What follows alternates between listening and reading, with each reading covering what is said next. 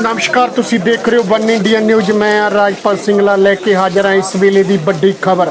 संगरूर जिले के पिंड विच जहरीली शराब पीण दे नाल वध के नौजवानों की गिनती 20 हो चुकी है। इस दे विच सब तो वध मौतां वाला पिंड गुजरा है जो दिड़बा दे कोल पैंदा है। इस पिंड दे विच इक्को ही शमशान घाट दे विच 7 ਦੇ करीब सिवे वाले जिन्हां नूं लैके लोकां दे विच प्रशासन और सरकार के खिलाफ बड़ा गुस्सा फुट रहा सी।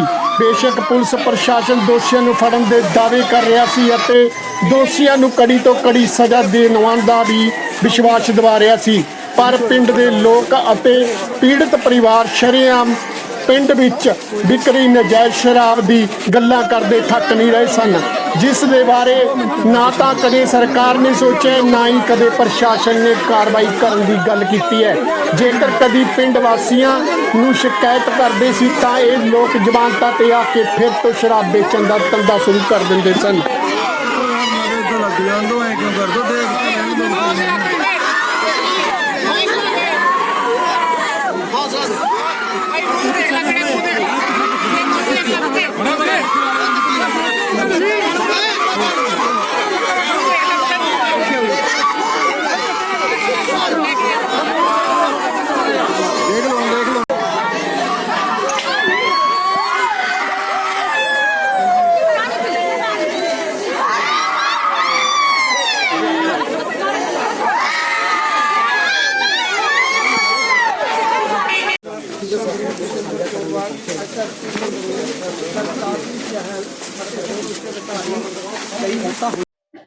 ਕੀ ਨਾਮ ਹੈ ਭਾਈ ਤੁਹਾਡਾ? ਗੁਰਜੀਤ ਕੌਰ ਸਰ। ਤੁਹਾਡੇ ਘਰਦਿਆਂ ਦਾ ਕੀ ਨਾਮ ਸੀ? ਪ੍ਰਗਟ ਸਿੰਘ ਜੀ। ਕੀ ਕਹਿਣਾ ਚਾਹੁੰਦੇ ਹੋ? ਕੀ ਦਿੱਕਤ ਆਈ ਸੀ ਉਹਨਾਂ ਨੂੰ? ਉਹ ਬਸ ਸ਼ਰਾਬ ਦੇ ਕਾਰਨ ਵੀਰ ਜੀ। ਹਾਂ ਤੁਹਾਨੂੰ ਪਤਾ ਵੀਰ ਜੀ, ਫਿਰ ਮੈਂ ਤਾਂ 250 ਰੁਪਏ ਦਿਹਾੜੀ ਕਮਾਉਂਦੀ ਸੀ, ਉਹ ਸ਼ਰਾਬ ਨਾਲ ਹੀ ਲਿਖਾਉਣਾ ਸੀ। ਕਦੇ ਦਿਹਾੜੀ ਕਰ ਲਾਂਦਾ ਸੀ, ਕਦੇ ਨਹੀਂ ਕਰਦਾ। ਪਰਿਵਾਰ ਦੇ ਵਿੱਚ ਕੌਣ? ਕੋਈ ਨਹੀਂ ਵੀਰ ਜੀ, ਨਾ ਦਾਦਾ ਨਾ ਦਾਦਾ ਤੇ ਅਸੀਂ ਤੇ 5 ਜਣੇ, 3 ਮੇਰੇ ਬੇਟੇ ਤੇ ਇੱਕ ਮੈਂ। ਬੱਚੇ ਛੋਟੇ ਨੇ? ਨਾ ਜੀ ਖਾਸੇ ਨਹੀਂ ਜੀ। ਕੰਮ ਕਰਦੇ ਨੇ ਕੁਝ? ਹਾਂਜੀ, ਤੇ ਦਿਹਾੜੀ ਦੱਪਾ ਹੀ ਕਰਦੇ ਨੇ। ਕੀ ਤਕਲੀਫ ਹੋਈ ਸੀ ਸ਼ਰਾਬ ਪੀਣ ਤੋਂ ਬਾਅਦ? ਉਹਨੂੰ ਉਲਟੀ ਹੈ ਸੱਚ, ਉਲਟੀ ਨਾਲੇ ਬਸ ਉਹਨੂੰ ਇੱਕ ਉਲਟੀ ਆਈ। ਅਸੀਂ ਚੱਕ ਕੇ ਲੈ ਗਏ ਤੇ ਬਾਬੇ ਵੈਸੇ ਵਾਲੇ, ਮੁੜ ਕੇ ਉਹ ਕਹਿੰਦੇ ਵੀਰ ਚ ਕੁਛ ਨਹੀਂ ਹੈਗਾ। ਹੁਣ ਪਰਿਵਾਰ ਦਾ ਗੁਜ਼ਾਰਾ ਕਿਸ ਤਰੀਕੇ ਨਾਲ ਚੱਲੂਗਾ? ਵੀਰ ਜੀ ਤੁਹਾਨੂੰ ਪਤਾ ਹੀ ਆ, ਹੁਣ ਜੇ ਸਰਕਾਰ ਕੁਛ ਸਹਾਇਤਾ ਕਰੂਗੀ ਫੇਰ ਚੱਲੂਗਾ। ਹੁਣ ਅਸੀਂ 250 ਰੁਪਏ ਦਿਹਾੜਾ ਤਾਂ ਕੁਛ ਕਰ ਨਹੀਂ ਸਕਦੇ। ਤੇ ਇੱਕ ਵੀਰ ਜੀ 2 ਦੋਸ਼ੀ ਨੇ ਤੇ ਉਹਨਾਂ ਨੂੰ ਕਢਵਾਉਣ ਨੂੰ ਚਾਹੁੰਦੀ ਹਾਂ ਵੀ ਉਹਨਾਂ ਦਾ ਕੋਈ ਕਸੂਰ ਨਹੀਂ ਹੈਗਾ, ਜਿਹੜੇ ਦੋਸ਼ੀ ਨੇ। ਤੇ ਹੁਣ ਹੋਰ ਕੀ ਕਹਿਣਾ ਚਾਹੁੰਦੇ ਹੋ? ਪਿੰਡ ਹਾਲਾਂਕਿ ਪੂਰਾ ਪਿੰਡ ਤੁਹਾਡੇ ਨਾਲ ਖੜਾ, ਜਿੰਨੇ ਵੀ ਪਰਿਵਾਰਾਂ ਹਾਂ ਦੇ ਵੀਰ ਜੀ, ਪਿੰਡ ਨਾਲ ਆ ਸਾਡੇ। ਕੋਈ ਮੁਆਵਜ਼ੇ ਦੀ ਗੱਲ ਚੱਲ ਰਹੀ ਹੈ? ਦੇਖੋ ਵੀਰ ਜੀ, ਚਲਾ ਤਾਂ ਰੱਖੀਏ, ਜਦੋਂ ਮਿਲੂਗਾ ਸਾਨੂੰ ਫੇਰ ਆ। अभी तो कुछ नहीं मिला सर। ये दिहाड़ीदार थे जो रोज काम करते हैं खेतों में, और इनकी जो मौत हुई है वो शराब जो बनी थी इलेक्शनों के लिए।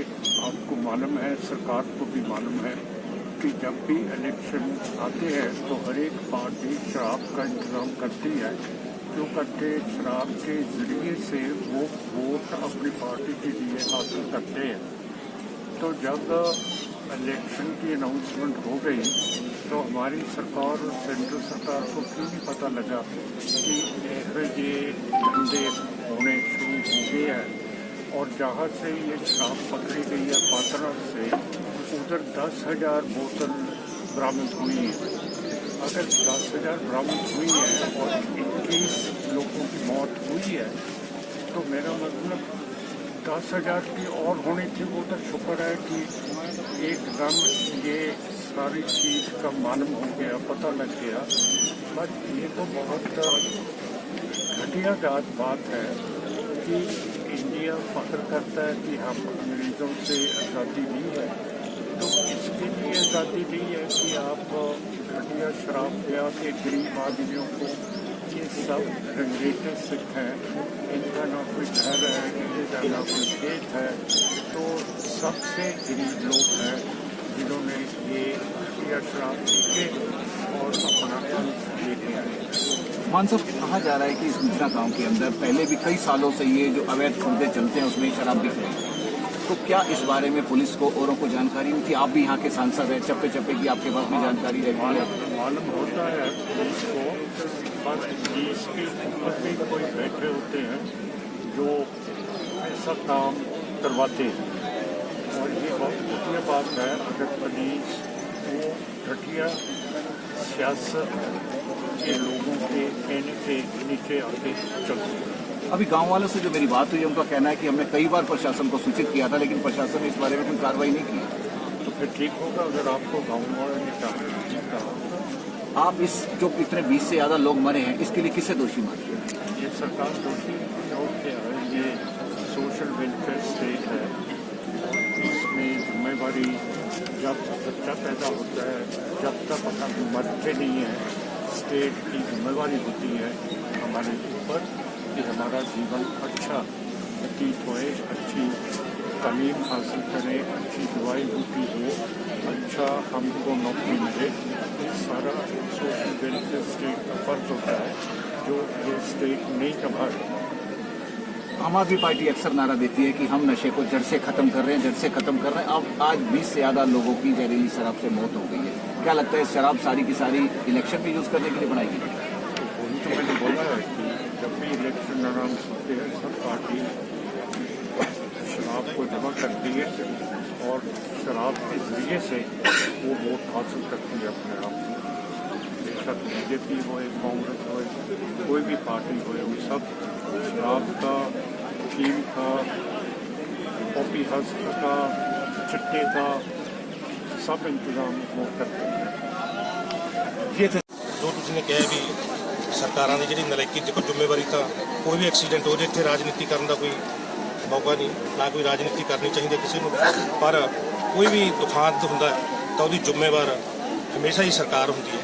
कोई भी चाहे शराब कितों आई कितों ना आई, सरकार की रिस्पोंसिबिलिटी होंगी है। दूजा कि जो एक्साइज मिनिस्टर है वो भी इस हल्के नाल संबंधित है। फिर चलो ਇੱਥੇ ਪਿੰਡ ਗੁੱਜਰਾਂ ਤੋਂ ਸਟਾਰਟ ਹੋਇਆ ਇਹ, ਫਿਰ ਤੁਸੀਂ ਸੁਨਾਮ ਦੇਖਿਆ ਹੋਣਾ ਵੀ 9 ਮੌਤਾਂ ਨੇ ਜਿਹੜੀਆਂ ਉਹ ਸੁਨਾਮ 'ਚ ਹੋ ਗਈਆਂ। ਟੋਟਲ ਮਿਲਾ ਕੇ 21 ਮੌਤਾਂ ਨੇ ਜਿਹੜੀਆਂ ਇਹ ਜ਼ਹਿਰੀਲੀ ਸ਼ਰਾਬ ਨਾਲ ਜ਼ਿਲ੍ਹਾ ਸੰਗਰੂਰ ਦੇ ਵਿੱਚ ਹੋਈਆਂ ਨੇ।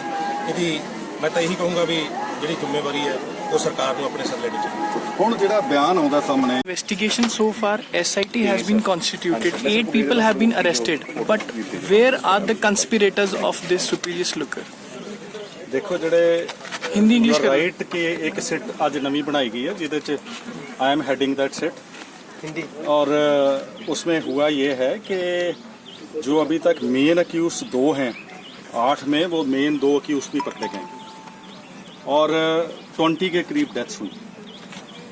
इन्वेस्टिगेशन बताने से पहले मैं एक अपील करना चाहूँगा कि अगर किसी के पास घर में किसी इंसान के पास ऐसी लिकर पड़ी हुई है जिसका सोर्स वेरीफाइड नहीं, वो स्पूरियस हो सकती है और पॉइजनस हो सकती है, क्योंकि उसमें जो लिकर, ये वाली स्पूरियस लिकर थी, इसमें मेथनॉल का कंटेंट है जिसको हमने फाइनल वेरिफिकेशन के लिए केमिकल एग्जामिनर को, मेथनॉल एक poisonous alcohol content.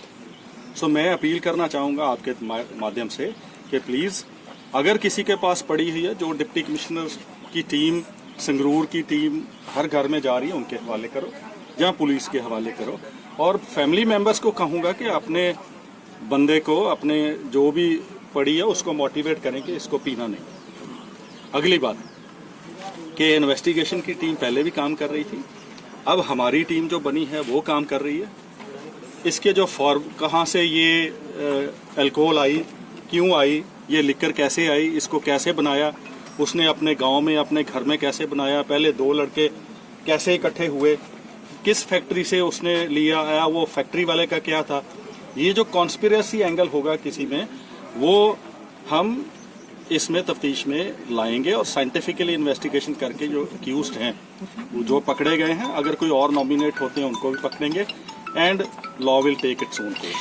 2 litre already seize हो चुकी है सर, क्या एक्सपेक्टेड और भी है कि ਸਾਡੇ 200 ਰਿਕਵਰੀ लीटर ਅਜੇ ਤੱਕ ਹੋਈ ਹੈ, that is matter of record, ਉਹਦੀ ਅਸੀਂ ਰਿਪੋਰਟ ਆਲਰੇਡੀ ਭੇਜ ਚੁੱਕੇ ਹਾਂ।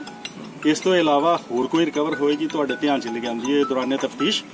ਫॉर द टाइम ਇਹ ਕਲੀਅਰ ਗੱਲ ਹੈ ਕਿ ਇਹ ਜਿਹੜੀ ਸਪੂਰੀਅਸ ਲਿਕਰ ਸੀ, ਇਹਦੇ 'ਚ ਮੈਥਨੋਲ ਦਾ ਕੰਟੈਂਟ ਹੈ, ਜਿਹਨੂੰ ਫਾਈਨਲ ਕੰਟੈਂਟ ਦੀ ਕਿੰਨੀ ਹੈ ਉਹ ਜਿੰਨੀ ਦੇਰ ਕੈਮੀਕਲ ਐਗਜ਼ਾਮੀਨਰ ਦੀ ਰਿਪੋਰਟ ਨਹੀਂ ਆ ਜਾਂਦੀ ਉਹਨੂੰ ਤੁਹਾਡੇ ਤੱਕ ਦੱਸਣਾ ਵਾਜਬ ਨਹੀਂ ਹੋਏਗਾ ਮੇਰੇ ਵੱਲੋਂ। ਬਟ ਇਹ ਪੋਇਜ਼ਨਸ ਲਿਕਰ ਹੈ, ਜੇ ਕਿਸੇ ਕੋਲ ਪਈ ਹੈ ਤੇ ਪੁਲਿਸ ਦੇ ਹਵਾਲੇ ਕੀਤੀ। So from where they are getting the supply of this methanol?